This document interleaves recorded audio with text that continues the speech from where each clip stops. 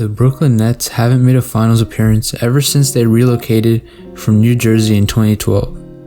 In fact, their last finals appearance as an organization was back in 2003 when Jason Kidd was at the helm of the New Jersey Nets. To be honest, they haven't had a shot of making the finals in years, but for the first time in a long time, the Brooklyn Nets actually have a good chance of making the NBA Finals.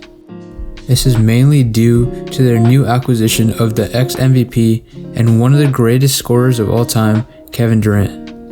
KD is entering his second year of a 4-year, $164 million contract, collecting $37 million last season to rehab the injury he suffered with Golden State in the 2019 Finals. At 32, Durant appears to have regained all of his mobility even after suffering generally one of the most career-impacting injuries, an ACL tear. Even people who have watched Durant practice and play after coming off his ACL injury are in shock. He's back to where he was before the injury and only getting better. In the first preseason game, KD seemed to be back in form, dropping in 15 points in 24 minutes. He said after the game, "Man, it felt good. Obviously the circumstances are different.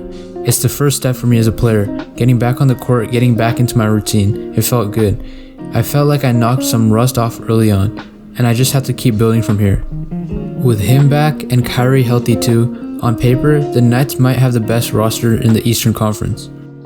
But as we all know, the game of basketball is not won on paper, and like most teams, to get to the finals, a lot of things have to go right in order for that to happen. But before we get into the free agency acquisitions of the Nets, challenges the Nets face, and where I think they can land in the East, if you're new here, welcome. My name's Combo, and I produce high-quality NBA-related videos weekly. I'm a freshman in college, and with my winter break here, I'll be doubling down on content for you guys. If you're into that type of thing, make sure to hit the subscribe button, and if you could drop a like, it would go a long way. But enough of that. Let's get into the new-look Brooklyn Nets. If I'm being honest, during the free agency, the Nets weren't particularly busy. They had already landed two of the biggest superstars in the NBA, in KD and Kyrie, so the free agency was meant for them to secure a couple pieces to support their stars. And this is exactly what they did.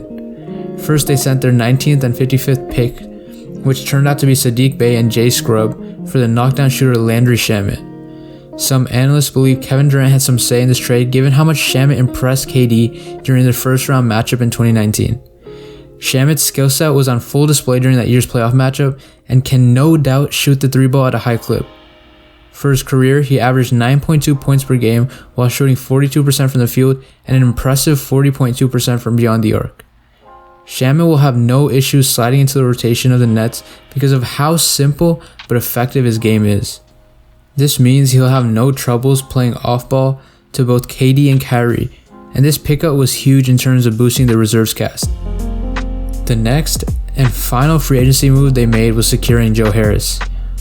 They might have overpaid a bit to keep Harris, giving him a 4-year $75 million contract, but the knockdown three-point specialist is one of the best three-point shooters in today's game, and the Nets and Harris had made it known that securing Harris was one of their number one priorities.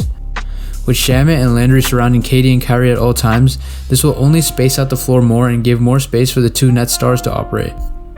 Both of these free agency moves were definitely necessities for their championship aspirations in mind.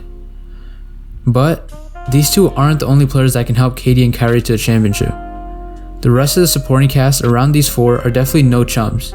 If the Nets want to get to the finals, they need each one of these players to stay healthy. They have two rising stars in Spencer Dinwiddie and Caris LeVert at guard. Then they have Jarrett Allen and DeAndre Jordan at center. Like I said before, the Nets roster is one of the best on paper, but what do they need to do in order to secure a long playoff run? First, being able to learn and adapt under their new coach Steve Nash is the first task they're going to have to circumnavigate. The first-year head coach is tasked with designing a system that plays to the strengths of Durant and Irving while getting the supporting cast familiar with scoring enough touches to keep them happy. Steve Nash knows he isn't a seasoned coach either, and has to learn how to properly lead and coach an NBA team. And this is going to be important if they're going to succeed. Nash was quoted saying, "I'm not in a position, nor do I want to be in a position where I come in and say, this is how we're doing everything. How have you done it in the past? What do you think works? I'm wide open to the reality that I don't have any head coaching experience. I do have lots of experience, but not in that seat.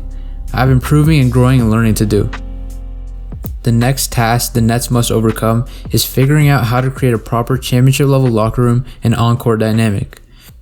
While there's no doubt Durant and Irving, who were close friends, were eager to team up, the organization has to figure out how to keep everyone else happy, since the Nets have talent that needs the ball in their hands at times like Dinwiddie and LeVert. I like to make this comparison between the Nets and the 18-19 Celtics since there are some similarities. That Boston team entered the season with young but established stars in Jason Tatum, Jaylen Brown, and Marcus Smart, who were forced to adjust to a returning Irving and Gordon Hayward. Let's just say it didn't go too well. There was constant friction in the locker room and their season ended in the second round of the playoffs. While LeVert and Dinwiddie might not be at the level of Jaylen Brown and Jason Tatum, to avoid the situation completely, the coaching staff, KD and Kyrie, have to set the tone from the get-go and prove they can lead the locker room. Where the Celtics fell through was Kyrie's inability to lead the locker room solo, but with KD's help, it should be much easier. And from the looks of things, from the first preseason game, they have already done so in the way they distribute the ball and act on the bench. LeVert has even come to the media and even said there might be more opportunities for LeVert to attack on offense, with much of the defense focused on KD and Kyrie. He was quoted saying, "There will be a lot of opportunities for myself along with other guys to be aggressive with so much attention on Kevin and Kai. Just be someone very versatile who can do a lot of things really well, just being ready for every situation." I think that's what I've kind of been preparing myself for with this long offseason we've had. With LeVert ready to adjust to the two superstars, I think the Nets can put themselves in a position to contend with KD and Kyrie at the helm, the stars in the making like Dinwiddie and LeVert surrounding them, and then a bunch of other supporting cast members like DeAndre Jordan, Jarrett Allen, Joe Harris, and Landry Shamet. But with that being said, let's talk about where I think they'll stand in terms of rankings for the 2020-2021 NBA season.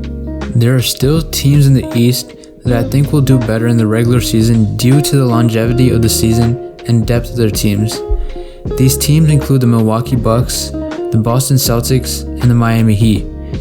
These three teams have a system set in place and know how to win under their head coach, leading me to believe they'll be ahead of the new look Nets, who still have to figure out how to play under Steve Nash. Then, at the 4 seed, I think it's a toss-up between the Nets and the Raptors. With the Raptors taking the 2nd seed last year, even after losing perennial All-Star Kawhi Leonard, they proved they still have the firepower to win in the East. But we can't forget, they also lost two important big men this season, Serge Ibaka and Marc Gasol, to the two Los Angeles organizations. They did bring a capable replacement, however, in Aaron Baines, but nonetheless, they lost a step. For me, it's a toss-up between the Raptors and the Nets at the 4 and 5 spot.